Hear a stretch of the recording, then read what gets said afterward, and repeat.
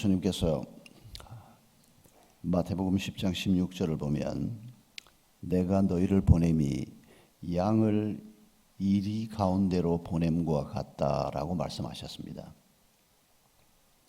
제자들을 세상 속으로 파송하면서 예수 그리스도를 주로 고백한 우리를 바로 천국으로 데려가지 않고 다시 우리가 살고 있는 그 세상 속으로 다시 보내시면서 주님이 표현하신 말씀입니다. 이리 가운데로 양을 보냄과 같다. 그러시면서 하는 말씀이 그 이리들 속에서 이리를 이기는 자가 되고 이리를 변화시키는 자가 되고 그 어둠을 비추는 빛이 되라고 말씀하셨습니다. 그래서 우리는 쉽게 생각합니다. 이리를 이기는 양이 어떻게 될까? 그러면 이리보다 더 힘이 세지고 이리보다 더 덩치가 커지고 이런 식으로 주로 우리는 생각합니다. 이게 세상 방식입니다. 하나님 알지 못하는 사람들, 하나님이 얼마나 강한지를 모르고 돈의 힘이 강한지는 아는 사람들은 돈의 힘으로 뭐든지 할 수 있다고 생각을 하고 권력의 힘으로 뭐든지 할 수 있다고 생각하는 이게 세상 방식입니다. 이런 방식으로 사는 사람들을 우리는 세속적인 사람이라고 표현을 하는 겁니다. 그런데 우리가 그런 세계 속에 있다가 그리스도의 제자가 되고 믿음을 가진 사람으로 그리스도인이 됐는데 하나님께서 우리를 어떻게 강하게 하시는지를 경험하지 못하고 또 심지어는 거부하고 계속해서 내가 좋아하는 방법으로 강해지려고 하는 이게 신앙생활을 하면서 우리가 겪게 되는 큰 문제라는 것을 알 수가 있습니다. 죽는 날까지 이 문제가 우리를 떠나지 않을 겁니다. 제 자신도 지난 시간들을 돌이켜보면서 이런 문제에서 자유롭지 못했던 것을 요즘 많이 회개하고 있습니다. 뭘 하면 규모가 커야 되고 뭘 하면 눈부시듯이 찬란해야 하고 강한 자가 세상 사람들이 생각하는 그런 모습 그대로인 것을 아니라고 생각했으면서도 그게 아니고 또 다른 그림이 있다는 걸 믿는다고 하면서도 어느 순간 세상이 말하는 그런 그림을 마음에 품고 있었던 그런 제 모습을 자주 떠올리게 됩니다. 여러분 정말 하나님이 원하시는 강한 사람이 어떤 사람일까요? 어떤 사람이 정말 어떤 환경도 이겨낼 수 있는 사람이고 어떤 사람이 우리의 연약함도 극복을 하고 우리 속에 있는 상처도 극복을 하고 어떤 사람이 그런 사람일까요? 하나님께서는 예수 그리스도를 우리 앞에 보여주셨습니다. 예수처럼 되면 이 세상에서 가장 강한 자가 되는 것입니다. 예수 그리스도를 닮아가면 이 세상에서 가장 아름다운 자가 되는 것입니다. 예수 그리스도를 닮아가면 이 세상에서 가장 지혜로운 자가 되는 겁니다. 그래서 우리가 하나님의 말씀을 제대로 깨닫기가 어려우니까 하나님 품속에 있는 예수 그리스도를 우리 앞에 보내주시고 우리의 눈으로 그분을 볼 수 있게 하시고 우리의 귀로 그분의 말씀을 들을 수 있게 하셔서 그분을 우리가 닮아가게 하는 이게 우리 삶의 가장 중요한 목표인 것을 오늘 아침 우리가 다시 한번 고백할 수 있기를 바랍니다. 가끔씩 놓칠 때가 참 많습니다. 마치 인생의 목표가 제 가까운 친구 하나가 저보다 먼저 암에 걸려서 수술을 받았는데 그 친구는 상황이 안 좋았습니다. 폐암이 전이가 된 상태에서 수술을 받았습니다. 저보다는 나이가 1살 더 많고 폐암 수술을 받고 요양하고 있을 때 제가 문병을 갔는데 그때 저는 막 전립선암 수술을 받고 그 친구 문병을 갔을 때입니다. 제 얘기를 듣더니 박 목사는 암 수술을 했다는 소리도 하지 마라. 그게 무슨 암이냐. 전이도 안 됐고 수술 받는 것으로 다 끝나고 말았는데 어디 가서 암 알았다는 소리도 하지 마라. 얼굴이 아주 초췌해 있었습니다. 너무 가슴이 아팠습니다. 참 제가 좋아하는 친구고 존경하는 친구인데 1년 후에 또 다른 암이 생겼습니다.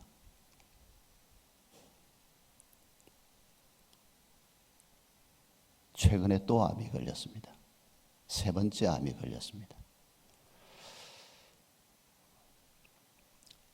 옆에서 그런 난리를 치는 걸 저도 보고 사니까 제 삶을 가만히 들여다보면 요즘 말입니다. 꼭 암 재발 안 되는 게 제 인생의 최고 목표인 것처럼 착각하면서 살 때가 있습니다. 아니 얼마나 더 살려고, 이 세상에서 우리가 얼마나 더 오래 있다가 가려고.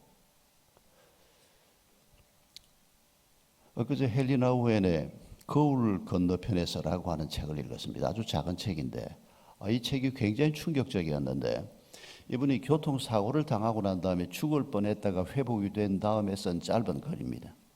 그런데 이 책 속에서 뭐라고 얘기하는 거 하니까, 자기가 아직 준비가 덜 돼서 하나님께서 다시 이 세상으로 보내놓으신 것 같다는 겁니다.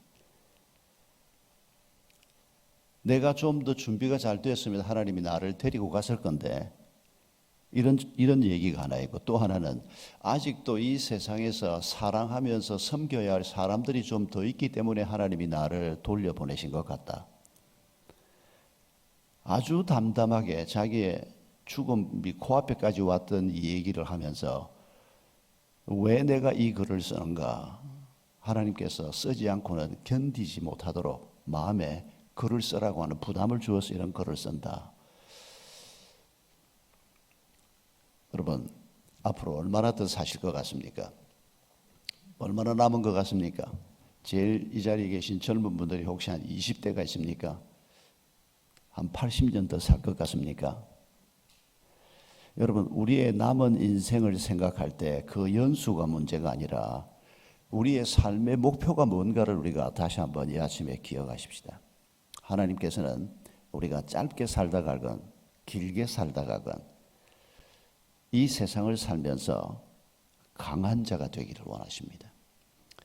예수 그리스도를 닮은 자로 살다 가기를 원하십니다. 그렇게 살면 연수가 길든 짧든 정말 이 땅에서 하늘의 평화를 누리면서 사는 자가 되고, 이 세상에서 그리스도를 닮은 자로 복되게 살 수 있을 것입니다.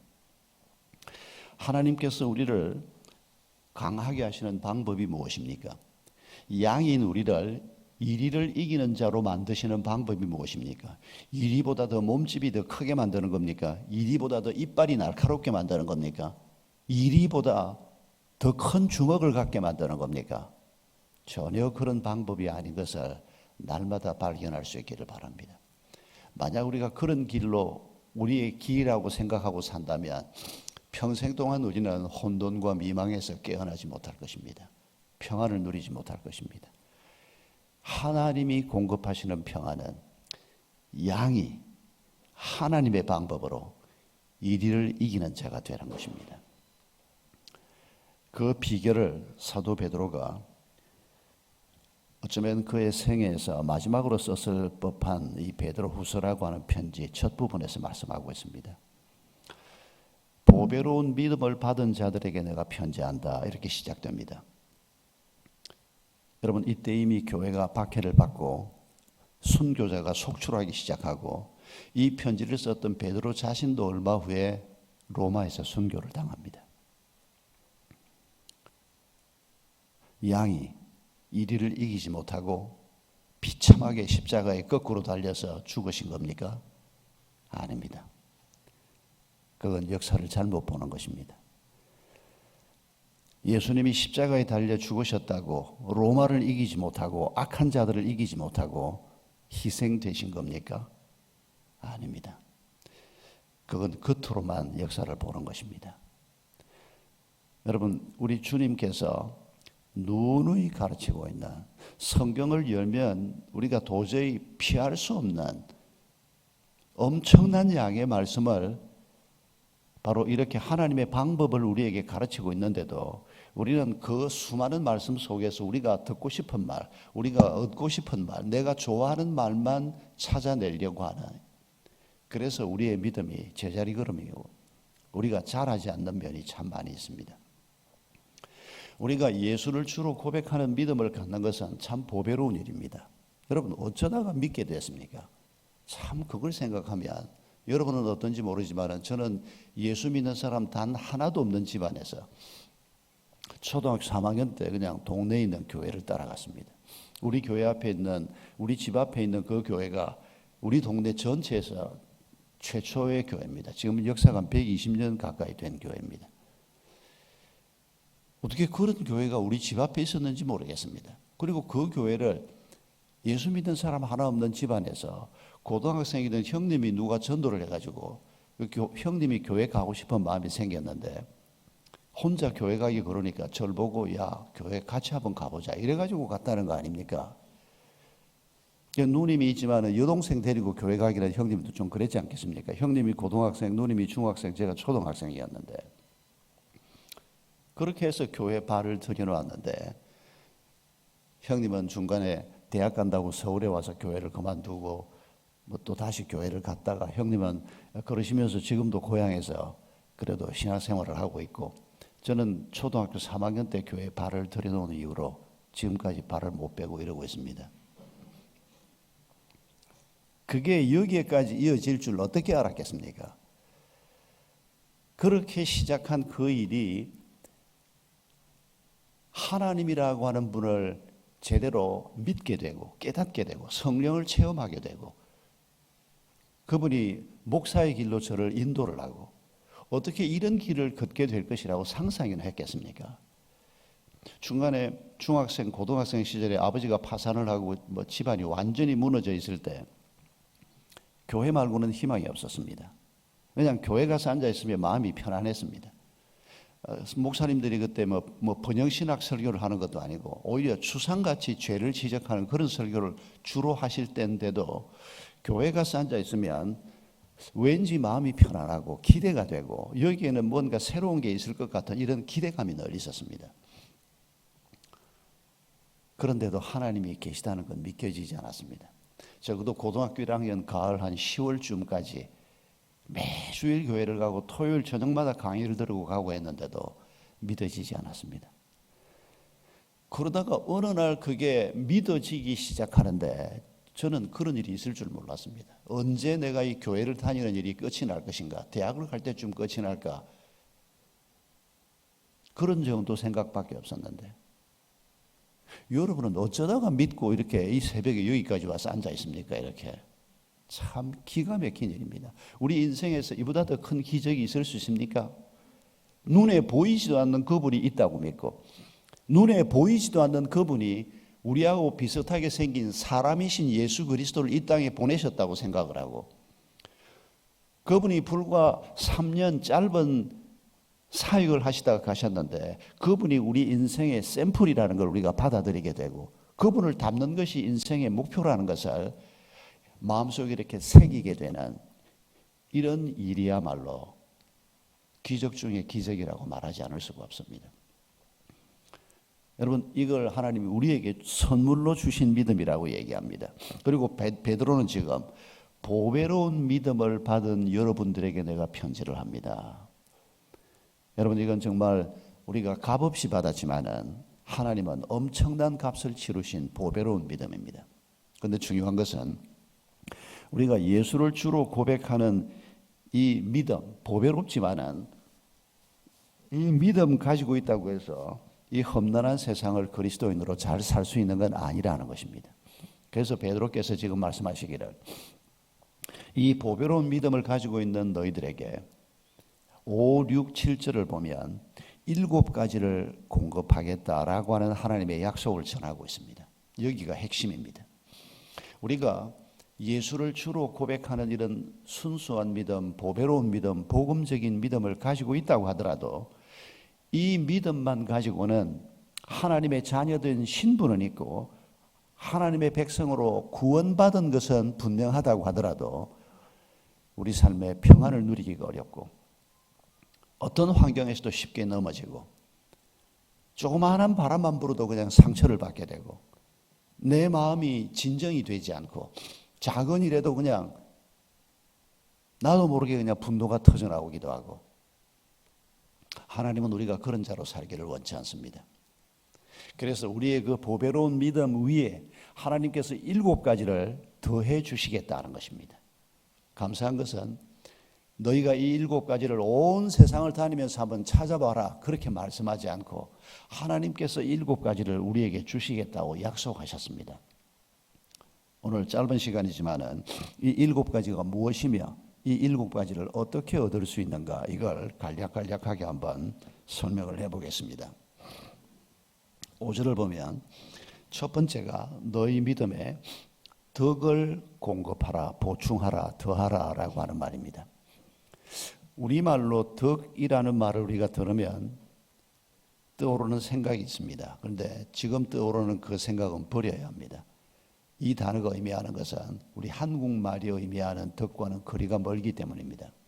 오히려 두 단어를 떠올리는 게 좋습니다. 이 덕을 설명하는 두 단어. 왜냐하면 예수님 당시에 지금 이 언어가 그리스 아닙니까? 신약 성경이 써져 있는 게. 이 그리스어를 쓰는 사람들이 덕이란 단어를 언제 쓰는가 하니까 가령 이 컵을 보고도 그 시대 사람들은 이 컵이 덕스럽다라고 말합니다. 언제 덕스럽다고 말하는 거 하니까 이 컵을 만든 사람의 목적에 따라 잘 쓰이면 덕스럽다라고 말합니다. 이 컵을 왜 만들었습니까? 물 부어서 마시려고. 물 부어보니까 새지 않습니다. 또 마셔보니까 만든 사람이 의도한 대로 역할을 잘 하고 있습니다. 그럴 때 덕스럽다는 말을 씁니다. 그리고 만든 사람의 목적을 따라 쓰임을 잘 받을 때 탁월하다라고 말합니다. 좋다라고 말합니다. 그래서 덕이란 단어가 우리가 생각하는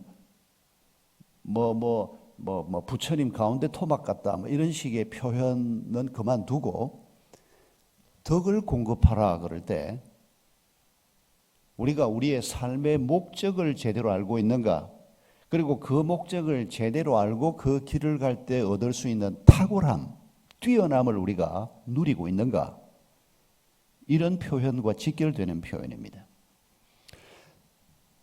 여러분, 우리가 사람으로 태어났습니다. 왜 우리가 사람으로 태어났는지 알고 계십니까? 창세기 1장이 설명해 줍니다. 우리를 하나님의 형상으로 지었다고 말합니다. 왜요? 하나님께서 만드신 모든 것을 우리에게 맡겨서 우리가 하나님의 대리인이 돼서 다스리게 하시려고. 여러분, 인간이 이렇게 존귀한 존재라고 3,500년 전에 하나님께서 창세기를 주시면서 우리에게, 인간에게 말씀하셨습니다. 그런데 인간들이 우리가 이렇게 존귀한 존재로 지어졌다는 것을 알지 못하니까 덕을 공급받지 못하고, 이런 하나님이 주신 목적을 알지 못하니까 탁월한 삶을 살지 못하고 비천한 삶을 살게 되는 것입니다. 왜 당신은 남자로, 왜 여자로 지음받았습니까? 하나님이 주신 이유가 있습니다. 그 구체적인 이유를 우리가 다 설명하지는 못한다고 하더라도 적어도 왜 하필이면 나는 남자야, 왜 하필이면 나는 여자야, 그런 태도로 사는 것은 하나님이 기뻐하시는 태도가 아닙니다. 하나님이 나를 남자로 만드셨고, 하나님이 나를 한국 사람으로 만드셨고, 여러분, 이건 우리가 바꿀 수도 없고 불평한다고 변하는 것도 아니고 하나님이 우리에게 사는 연한과 사는 지역과 문화를 정해 주셨습니다. 그러면 하나님의 구체적인 뜻이 있을 것이다 라는 기대하는 마음을 가지고 기쁨으로 받아들이는 태도가 이 목적 앞에 서 있는 바른 태도라는 것입니다.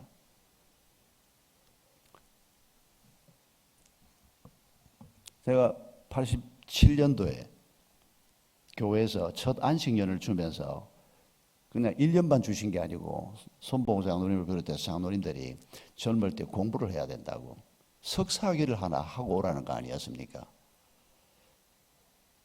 아니, 제가 그때 37이었는데 우리 정 목사님은 일찌감치 공부를 하셨지만은, 아니 6년이나 풀타임으로 교회를 하고 영어 다 잊어버리고, 그런데 손 박사님이 당회에서 뭐라 그러시는 거 하니까 우리 박 목사님이 영어 잘하신다고, 가투사 출신이고. 잘하기는 뭘 잘해요. 근데 그 자리에서 나 영어 못합니다, 나 석사 못합니다 이럴 수가 있습니까? 체면이 있지. 그러다가는 담임 목사, 어떻게 담임 목사가 됐는데 쫓겨날지도 모르는데 부담이 돼서 그래도 한번 도전해보자. 장로님들이 이런 기회를, 당회가 이런 기회를 주시면 언제 평생에 이런 기회가 있을까? 그러나 여러분, 부담은 엄청 컸습니다. 그래서 제가 한 1년 동안을 새벽 기도만 마치면 종로에 가서 종로 무슨 학원에 앉아가지고 오전에는 영어 강의 한 몇 개 듣고 중간에 공강 시간이나 거기서 영어 토플 시험, IELTS 시험 준비하고 한 1년을 했습니다.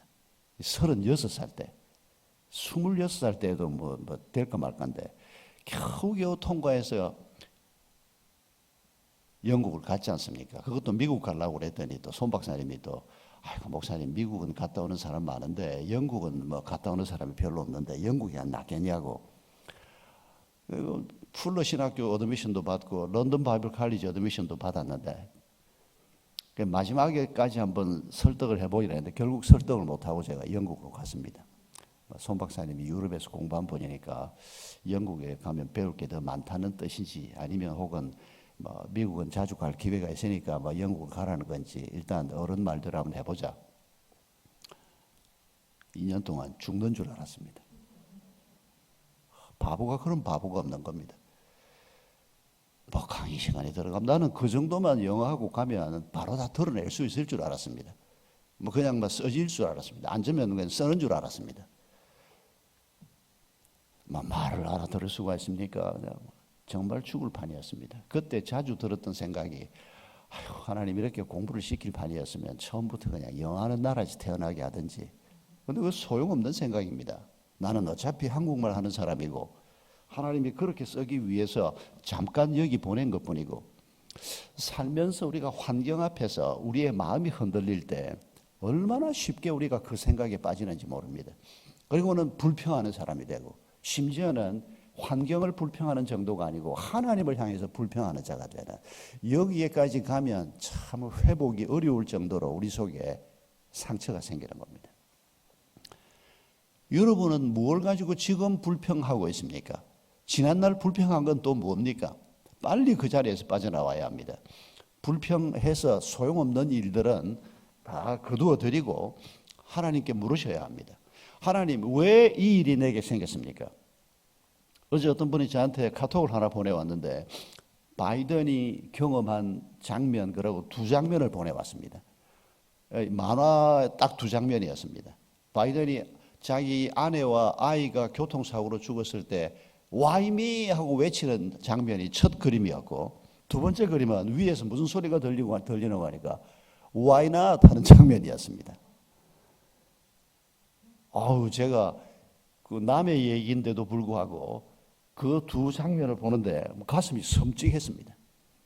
왜 하나님 하필 납니까? 왜 너는 안 되냐? 생각해보면 뭐 바이든 마누라가 뭐 영원히 살 겁니까? 언제가도 갈 일이 일어났고 좀 빨리 일어났는데 그러나 젊은 시절에 여러분 가족이 그렇게 죽었을 때 겪는 고통이 어떤 고통이겠습니까? 어제 이동훈 목사님 둘째 아들 43살 된 범이 장례식에 갔는데 너무 힘들었습니다. 범이가 암이라는 소식을 듣고 난 다음부터 이 목사님하고 통화를 할 수가 없었습니다. 할 말이 없었어. 이 목사님이 가끔 카톡으로 뭐를 쓰면 답을 할 수가 없었습니다. 왜 하나님 납니까? 그렇게 말하고 싶은 장면들이 그동안도 많이 있었고 앞으로도 있을 겁니다. 그럼 그럴 때 우리가 어찌해야 됩니까? 내게 이 일이 일어났구나. 그럴 때 왜 하나님 납니까? 우리가 이렇게 외치는 것이 아니고 하나님께서 이 일이 내게 일어나도록 하셨다면 이게 무슨 뜻일까? 우리가 그 목적을 묻는 자세를 가질 때 우리는 이 땅에서 그리스도를 닮는 자로 강한 자로 살아갈 수 있는 길을 열 수가 있을 것입니다. 그게 고통이든지 심지어는 아주 좋은 일이 생겨도 왜 내게 이런 좋은 일이 생겼나? 도대체 이 일을 어떻게 하라는 건가? 이런 질문을 우리가 끊임없이 던지면서 하나님이 주시는 답을 얻어야 할 것입니다. 여러분, 하고 많은 교회 중에 왜 이 교회 교인으로 삽니까? 하고 많은 직장 중에 왜 그 직장을 다니고, 하고 많은 사람 중에 왜 그 사람 배우자가 돼서 살고 있고, 여러분, 오늘 우리가 서 있는 이 자리에서 우리가 겪고 있는 그 많은 일들 속에서 여러분, 왜 하나님께서 그런 일을 허락하셨을까? 하나님의 뜻을 발견할 수 있기를 바랍니다. 어떻게 하면 하나님의 목적을 발견할 수 있을까요? 그 다음에 나오는 것이, 앞에 나오는 것의 답인 것을 알 수 있습니다. 덕에 지식을 공급하라. 지식을 공급받으면 우리가 목적을 발견할 수 있고, 그 목적을 발견해서 얻게 되는 탁월한 삶, 강한 삶으로 나아갈 수 있다는 겁니다. 어떤 지식입니까? 우리가 세상에서 얻어야 할 지식이 굉장히 많습니다. 그러나 여러분, 그 중에서 어떤 지식이 우리에게 삶의 목적, 하나님이 정해주신 삶의 목적을 알게 해주는 그런 지식일까요? 여러분, 세상 살면서 배워야 하는 지식이 많습니다. 어떻게 음식을 만들면 음식이 맛있나? 이거 굉장히 중요한 지식입니다. 어떻게 하면 돈을 정직하게 잘 벌 수 있나? 굉장히 중요한 지식입니다. 그러나 이 모든 지식의 근본이 되는 지식이 어떤 지식이라고 성경이 말합니까? 하나님을 아는 지식이라고 말합니다.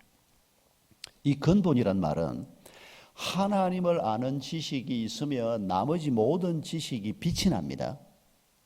그런데 나머지 많은 지식을 가지고 있어도 하나님을 아는 지식이 없고 이 지식이 빛이 나지 않으면 우리 삶은 근본이 없는 삶이 되고 흔들릴 수밖에 없는 삶이 됩니다. 그래서 하나님을 아는 지식이 우리 인격의 중심에, 우리 삶의 기초에 놓여지고 그 위에 다른 모든 지식들이 쌓일 때 우리의 삶이 진정 아름다운 삶이 되고 복된 삶이 되는 것입니다. 하나님을 아는 지식이라는 것은 무엇일까요? 우리는 지식 그럴 때 정보를 주로 떠올립니다. 하나님에 대한 인포메이션이 많으면 하나님을 좀 더 잘 안다고 생각합니다. 그럴까요?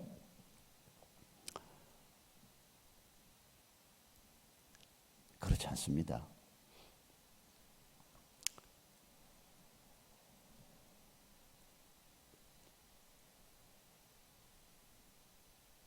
여러분이 잘 아는 사람들을 한번 떠올려 보십시오. 뭐 가족 같으면 너무 가까우니까 좀 빼놓고, 어떤 청년이 저한테 자기가 베어스의 어떤 타자 하나를 좋아한다는 얘기를 하면서 뭐 그 친구가 나이가 몇 살이고 몸무게가 몇 킬로고 뭐 타율이 얼마고 작년 타율이 얼마고 금년에는 지금 얼마고 뭐 전체 리그에서 뭐 몇 위쯤에 있고 이런 얘기를 하는데 세상에 저걸 어떻게 다 저렇게 외우고 있나. 한 5분을 떠들어대는데 그 사람에 관한 신상에 관한 얘기를. 예, 저도 손흥민이 좋아합니다. 차범근이 때부터 제가 다른 건 모르겠는데 보는 건 저는 축구가 재미있더라고요. 하는 건 뭐 테니스가 재미있고, 손흥민에 대해서도 꽤 압니다.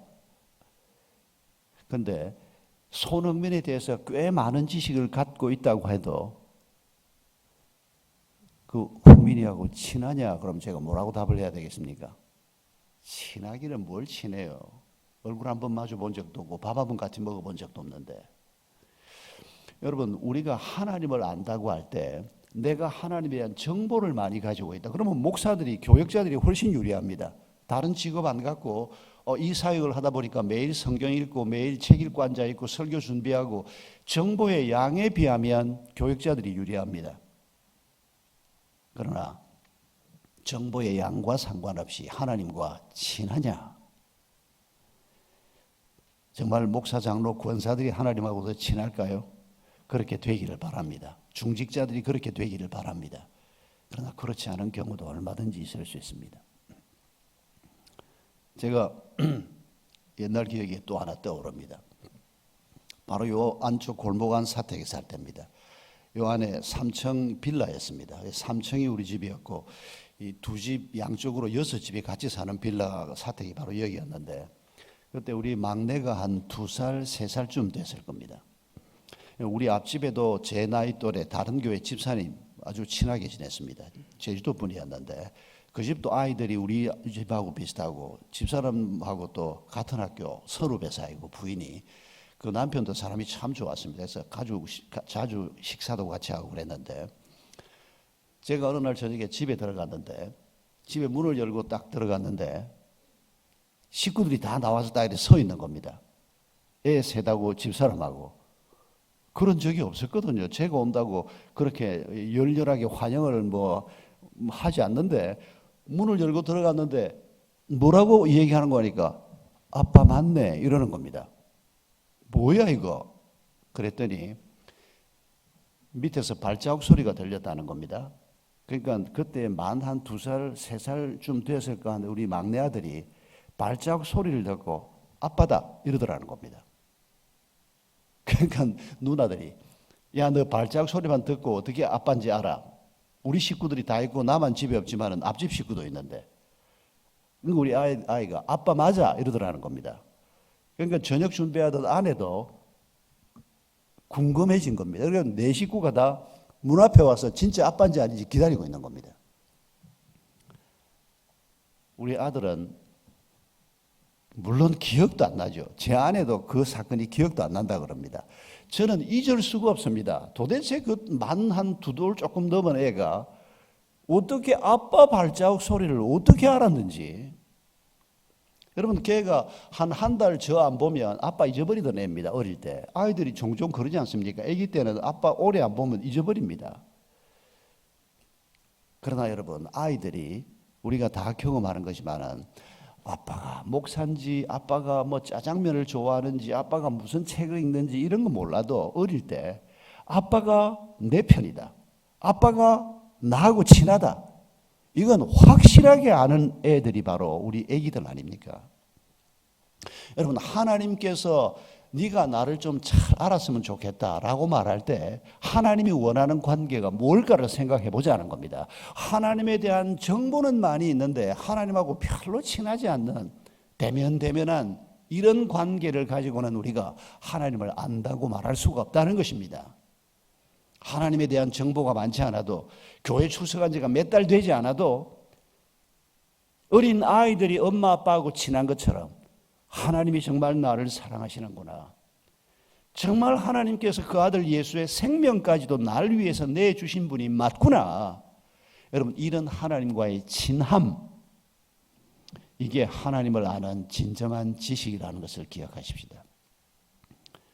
우리가 이렇게 하나님하고 친밀해지면 그래서 하나님에 대해서 좀 더 잘 알면 그 하나님에 대해서 안다는 말의 핵심이 바로 하나님이 나를 사랑해.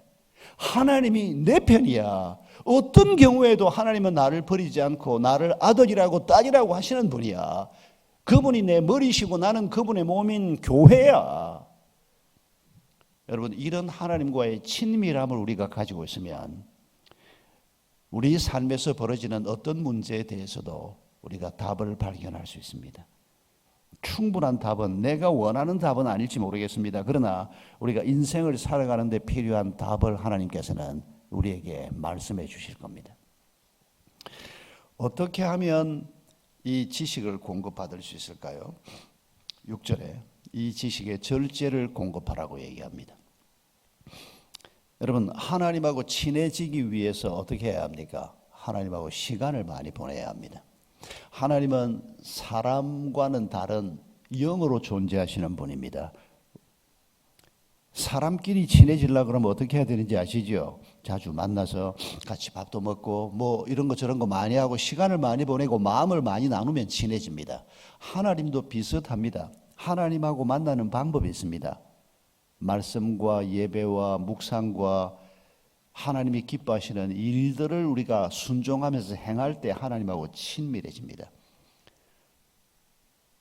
아침에 잠깐 성경 한 줄 읽고 혹은 새벽기도 참석하고 문 나서면서 하나님 안녕히 계십시오 그러고 나가는 사람처럼 하나님은 깨끗이 잊어버리고 뭐 내가 생각하는 방식으로 사회생활하고 저녁에 잠잘 때 아유 벌써 하루가 끝났구나. 아유 벌써 한 주간이 지났구나. 주일날 교회 왔다가 일주일 까맣게 하나님 잊어버리고 성경 한번 덜쳐보지 않고 혹시 우리가 이런 식으로 산다면 여러분 우리는 많은 절제가 필요한 사람들입니다. 절제해야 하나님하고 친해질 수 있습니다. 부부간에도 친해지려고 하면 절제해야 될 게 많이 있지 않습니까? 둘이 함께 시간을 보내고 함께 뭔가를 해야 되는데, 아이들이 어릴 때 그 아이들하고 친해지려고 하면, 그래야 평생 동안 그 아이들과 부모 자식의 관계가 잘 형성이 되는 건데, 아이들이 어릴 때, 주로 이건 한국의 아빠들이, 나이 먹은 아빠들이 주로 많이 했던 실수입니다만은, 아이들하고 시간을 같이 보내지를 못합니다. 저만 해도 그냥 저는 더군다나 목사니까 당연히 교회를 위해서 성도들 섬기고 하면 하나님께서 우리 집은 알아서 해줄 걸로 당연히 그렇게 생각을 했습니다. 그렇게 배웠기 때문입니다. 어제 아직 결혼 안 하고 같이 살고 있는 둘째하고 식사를 하는 중에 제가 무슨 그때 얘기를 하다가 내가 아빠가 일을 하면서 가족들을 좀 더 잘 못 섬긴 것에 대해서 참 미안하게 생각한다.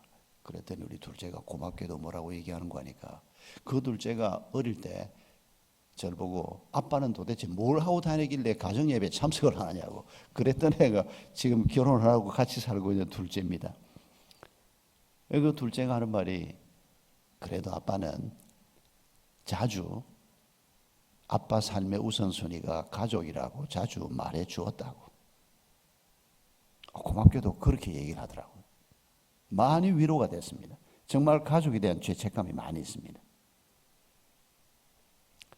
여러분, 시간을 절제해야 되고, 에너지를 절제해야 되고, 돈을 절제해야 되고, 주로 우리가 좋아하는 것들을 절제해야 될 가능성이 많습니다. 우리가 시간을 많이 쓰는 일은 주로 우리가 좋아하는 일, 다급한 일, 이런 것 때문에 우리가 시간을 많이 쓰기 때문에. 여러분 한번 생각해 보십시오. 내가 지금 내 생활 중에서 어떤 걸 절제해서 하나님과 교제에 좀 더 시간을 좀 잘라낼 수 있을 건지. 여러분 성경 읽기 위해서 시간을 얼마나 내십니까? 성경 읽는 거 우리가 게을리하면 하나님하고 친해지는 것은 애시당초 거리가 먼 얘기입니다. 옛날에 어떤 목사님이 했던 말 생각납니다. 제가 교회 사역을 본격적으로 해보기 전에 어떤 목사님의 강의를 들었는데, 성도가 석 달만 성경 안 읽고 찬송 안 부르고 예배 안 드리면 불신자하고 똑같아진다, 이렇게 설교 중에 말씀을 하시더라고요. 제가 석 달 만에 어떻게 믿은 예수인데 석 달 만에 그렇게 될까 그랬는데, 제가 실제로 사역을 해보면서 그때 그 목사님이 한 말이 빈말이 아니었구나 하는 생각을 자주 떠올리곤 했습니다. 우리는 참 연약한 자들입니다. 우리의 생각은 쉽게 세속화될 수 있고, 쉽게 무너질 수 있고, 쉽게 유혹받을 수 있고, 쉽게 무너질 수 있는 게 우리들입니다. 누구도 예외가 아닙니다. 그래서 절제해야 합니다. 너무 많은 일에 노출되면 안 되고, 시간을 우리가 절제하지 않으면 하나님하고 만날 시간 없고, 그래서 한번 잘 따져보시기 바랍니다. 매일매일 시간을 잘 조정하실 수 있기를 바랍니다. 어떻게 하면 절제를 잘할 수 있을까? 이 절제에 인내를 공급하라고 말합니다. 내가 절제해야 할 일을 하나님께서 그냥 딱 잘라주시면 참 좋겠다 싶을 때가 많지 않습니까? 술 좋아하는 남자들이 술을 좀 끊어야 이거 신앙생활을 좀 제대로 해보겠는데, 그러면 하나님은 그냥 술이 소태맛이 되게 해주십시오. 그러면 얼마나 일이 간단합니까? 그런데 제가 지금까지 사역하면서 저희 교회 교인들 중에서, 제가 섬겼던 교인들 중에서 술이 소태맛 돼서 끊는 교인은 딱 2사람 봤습니다.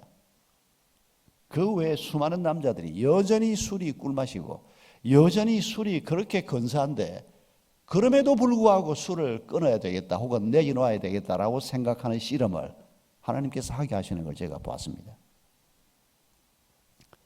좋아하니까 절제가 안 되는 겁니다. 죄는 물론 끊어야 합니다만은 죄가 아닌 것조차도 우리가 절제가 잘 안 돼서 끊는 그 일들을 하나님께서는 인내심을 허락하셔서 내 인내를 통해서 그것들을 절제하게 하는 이런 훈련을 시키시는 것을 기억해야 합니다. 이 인내가 우리에게 너무도 중요한 인격의 한 요소이기 때문입니다. 인내하지 못하면 인생은 참 어려워지고 그리스도를 닮아가는 일 자체가 참 어려워집니다.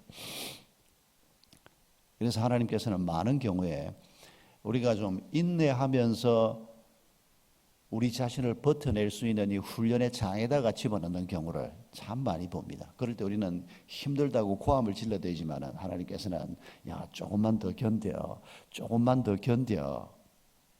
하나님께서는 그러실 가능성이 많습니다. 어떻게 하면 잘 인내할 수 있을까요? 6절 맨 끝에 인내에 경건을 더하라고 얘기합니다. 경건이 뭡니까? 내가 하나님 앞에서 산다는 의식입니다. 신전 의식입니다. 아무도 몰라. 그러면 우리가 쉽게 죄 짓고 내 욕망을 따라 살게 될 겁니다. 하나님 앞에서 산다고 생각하고 사는데도 우리가 실수하고 넘어지는데, 그러니까 인내하는 자가 누구냐? 하나님이 지금 나를 보고 계셔. 내가 하나님 앞에서 사는 자야. 이런 의식을 24시간 우리가 품을 수 있다면 우리가 어떻게 죄를 지을 수가 있겠습니까? 그런데 하나님을 믿는다고 하면서도 어느 순간 하나님을 놓쳐버립니다. 그냥 화가 날 때 그냥 분노를 따라서 말해버리고 그냥 욕망을 따라서 그냥 행동해버리고, 여러분 어느 순간도 우리가 놓치지 않고 하나님이 나를 보고 계셔. 하나님이 이럴 때는 뭐라고 생각하실까? 이게 우리 몸에 잘 배어 있다면 우리가 잘 인내할 수 있고 잘 절제할 수 있을 것입니다. 여러분 다윗을 보면, 다윗의 시편을 보면 이런 요소들이 참 많이 나타납니다. 높은 산 하나가 무엇이냐? 아니 높은 산을 보고 왜 시비를 겁니까? 높은 산이 뭐라고 다윗을 보고 뭐라고 얘기를 했습니까? 그냥 어제도 오늘도 그냥 높은 산으로 가만히 있는 것뿐인데, 다윗이 높은 산을 보고 하나님을 떠올리고 하나님이 하시는 일을 떠올리는 겁니다. 높은 산 하나가 무엇이냐? 시비를 거는 게 아니고 높은 요새를 보면서 하나님은 요새시라, 큰 바위를 보면서 하나님은 반석이시라. 여러분 그게 기도 중에 나왔던 말들이 아니고 생활 속에서 눈에 띄는 것들을 보면서 일상생활의 영성을 가지고 하나님을 반석이라고 고백을 하고 하나님을 요새라고, 높은 산과 관련해서 하나님이 행하시는 일들을 그걸 고백해 놓은 시편들을 우리가 많이 읽지 않습니까? 그런데 우리는 시편을 봐야 겨우 하나님이 좀 띄고, 높은 산을 봐도 우리는 그 산과 관련해서 하나님의 모습이 자연스럽게 떠오르는 일은 잘 안 됩니다. 단풍은 보면 워낙 대한민국 단풍이 기가 막히니까 와, 하나님이 저렇게 예쁘게 색칠을 해놓았구나. 요즘 이 생각은 좀 드시죠. 그래도 이 대한민국 단풍을 보면서도 하나님이 안 떠오른다 그러면 이건 좀 문제가 있습니다. 이건. 어제도 그 뉴스 시간 9시 뉴스 하기 직전에 보여주는 대한민국 그 한 장면, 저는 뉴스보다 그걸 더 좋아합니다. 뉴스는 못 봐도 그 시간에 그건 보려고 항상 오늘은 어디에 가서 뭘 비추어주나, 어젠지 그젠지 밀양 청청폭포라는 걸 보여주는데, 와, 세상에 밀양에 저렇게 기가 막힌 단풍이 있고, 그것도 또 작은 폭포지만은 몇 개가 이렇게 있는, 물론 드론으로 찍어서 거기 가도 그런 거 못 봅니다. 그 속에서 봐야 되니까 드론으로 찍어서 그게 보이는 건데, 정말 아름다웠습니다. 또 보고 싶고 또 보고 싶은데 한 2, 3초 보여주고 지나가 버리더라고요. 여러분 날마다 하나님을 의식하시기 바랍니다. 심지어는 나를 욕하는 사람이 있어도 뭐 저런 게 다 있어, 그게 아니고 하나님, 내가 아직도 훈련이 부족해서 내 조교로 저 양반을 붙여주셨죠. 이럴 수만 있으면 우리가 이 세상에서 얼마나 강한 자가 될 수 있겠습니까? 그런데 누가 한마디만 하면 팍 하고 그냥 무슨 말 한마디를 들으면 그냥 잠이 안 와가지고 막 끙끙거리고, 이게 전형적인 연약한 자의 모습입니다. 여러분 어떻게 하면 경건을 누릴 수 있을까요? 경건의 형제 우애를 더하라고 말합니다. 우리가 경건한 자가 되기 위해서 어떻게 해야 됩니까? 성경 많이 읽고 물론입니다. 예배 정성스럽게 드리고 물론입니다. 해야 될 거 많이 있습니다. 그런데 특별히 사도 베드로는 지금 경건의 형제 사랑을 더하라라고 말합니다. 여러분 별로 복잡한 말 아니지 않습니까? 형제란 말은 믿는 자들이라는 뜻입니다. 함께 믿음을 가지고 살고 있는 사람들에 대해서 사랑을 하는 사람, 이런 사람이야말로 신전의식을 갖는데 가장 유리한 사람이라는 뜻입니다. 하나님이 나와 함께 아들, 딸로 부르신 가족들이 우리 교회 안에 있지 않습니까? 또 다른 교회를 다니더라도 같은 믿음을 가진 사람들이 있지 않습니까? 이 사람들을 대하는 나의 태도가 뭔지를 한번 떠올려 보라 그 말입니다.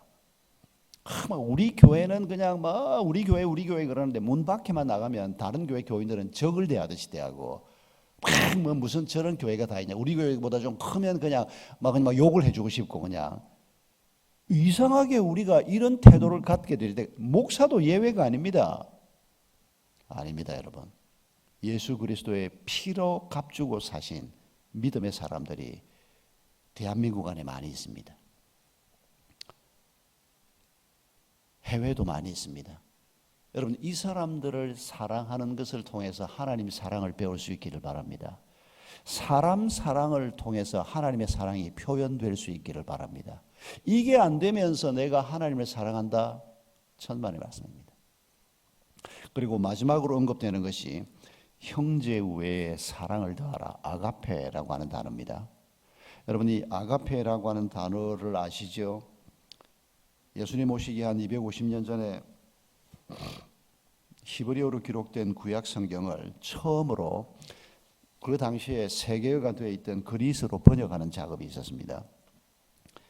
그런데 70명의 학자들을 아프리카 북부 알렉산드리아 도시에 모아놓고 이제 성경을 번역하는데, 그때 이 학자들이 헤세드라고 하는 이 하나님의 사랑이라고 하는 구약의 단어를 그리스로 뭐라고 번역을 할 것이냐 고민을 했습니다. 그때 이미 사랑이라는 뜻을 가진 두 단어를 그리스 사람들이 쓰고 있었습니다. 우리가 잘 아는 에로스라고 하는 단어, 필리아라고 하는 단어. 어떤 사람들은 에로스는 남녀 간의 사랑이고 필리아는 우정이고, 그리고 여기 그때 만든 신조어인 사랑이라는 단어가 아가페인데, 아가페는 하나님의 사랑이다. 아닙니다.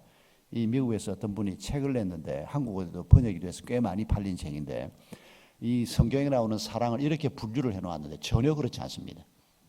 에로스라는 단어가 남녀 간의 사랑으로만 쓰이는 게 아니고 국가에 대한 사랑으로도 쓰이고, 그렇지 않은데 왜 그 양반은 공부를 어떻게 했는지 책을 내면서 그런 책을 내가지고 그걸 한국의 유명한 목사님이 읽고 설교 시간에 이걸 설명을 했습니다. 그러니까 그 책보다 더 유명한 한국의 제가 이름만 대면 여러분이 모를 사람이 없는, 제가 그 목사님 만나면 그거 좀 정정하는 말씀을 한번 하시라고 그러고 싶었는데 그분을 만날 기회가 없어서, 있어도 그 말을 할 수가 없어서. 아닙니다, 여러분. 전혀 그렇지 않습니다. 근데 이건 맞습니다. 이전에 이미 에로스나 필리아라고 하는 단어가 있었는데 학자들이 하나님의 사랑을 이 단어로 표현하기에는 부족하다. 그래서 그때 만든 신조어가 아가페라고 하는 단어입니다. 지금은 하나님의 사랑에 쓰이지 않고 무조건적인 사랑, 고상한 사랑 이런 뜻으로 쓰이는 단어가 되어버렸습니다마는, 하나님의 사랑, 그 아들 예수 그리스도의 생명을 우리를 위해서 내주시는 상상도 할 수 없었던 그 하나님의 사랑을 아가페라고 표현하고, 이 하나님의 사랑을 공급받을 때, 이 하나님의 사랑을 우리가 느낄 때 다른 사람, 믿음의 사람들을 사랑할 수 있고, 심지어는 원수도 사랑할 수 있는, 사실은 여기가 출발점입니다. 여러분, 우리가 하나님의 사랑을 언제 처음 알았습니까? 예수 그리스도를 알 때 처음 알았습니다. 나를 위해서, 이 보잘것없는 존재를 위해서 독생하신 아들 예수의 생명까지도 내주신 그 하나님의 사랑을 우리가 깨달을 때, 여기에서부터 우리가 다른 사람에 대한 사랑이 생기고, 자연에 대한 사랑이, 하나님의 이 피조 세계에 대한, 이전에도 우리가 자연을 소중히 여겼다고 하더라도 그보다 훨씬 더 무거운 마음으로 자연에 대한 사랑, 다른 사람에 대한 사랑, 그리고 특별히 믿음을 같이 가지고 있는 사람들에 대한 사랑, 여기에서 우리가 신전의식을 갖는 삶의 태도를 연습하게 되고 배우게 되고, 내 옆에 있는 사람을 하나님이 사랑하신 사람, 예수님이 자신의 생명의 값을 지불하신 사람이라고만 늘 의식을 한다면, 여러분 교회 예배에 와서 또 성도들을 한번 이렇게 얼굴만 한번 봐도 하나님이 막 느껴지지 않겠습니까?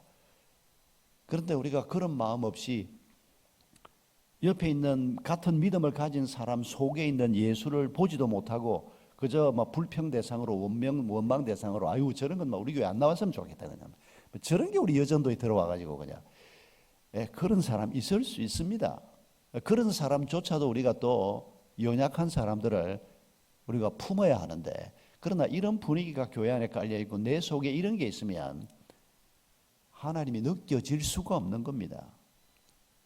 하나님의 사랑으로부터 시작해서 내 곁에 있는 같은 믿음을 가진 사람들을 소중히 여기는 믿음, 그리고 거기에서 시작해서 하나님 앞에 산다는 신전의식을 갖는 경건의 태도, 그리고 이 경건이 우리에게 인내하는 마음을 주고 이 인내가 절제가 하나님과의 친밀함을 주고 하나님을 알면 알수록 내 삶의 답을 발견해서 내 삶의 목적을 깨닫게 되는 이런 것들이 우리의 보배로운 믿음 위에 공급이 될 때 우리가 이 땅에서 진정한 강한 사람이 될 수 있다는 것입니다. 진정한 자유자가 될 수 있다는 것입니다. 진정한 그리스도를 닮은 사람이 그리스도의 제자가 될 수 있다는 것입니다. 여러분 우리가 살면서 이 소망 외에 다른 소망들은 전부 다 내려놓기를 바랍니다. 무엇이 우리를 가치 있게 만들겠습니까? 우리의 남은 생을 사는 동안에 오직 한 가지, 내가 예수를 닮는다. 하나님을 닮아간다. 하나님이 빚으시는 작품으로 내 모습이 점점 변해간다. 이것 외에 다른 소망은 더 이상 소망으로 삼지 말고 내려놓으시기 바랍니다. 그러면 우리의 삶이 너무도 자유로워지고 너무도 편안해질 것입니다. 우리 함께 기도하십시다. 오늘도 먼저 하나님 앞에 감사의 기도부터 올려드립시다. 하나님께서 놀라운 약속을 우리에게 주셨고 지금도 그 일을 우리 가운데 이루고 계심을 감사하십시다.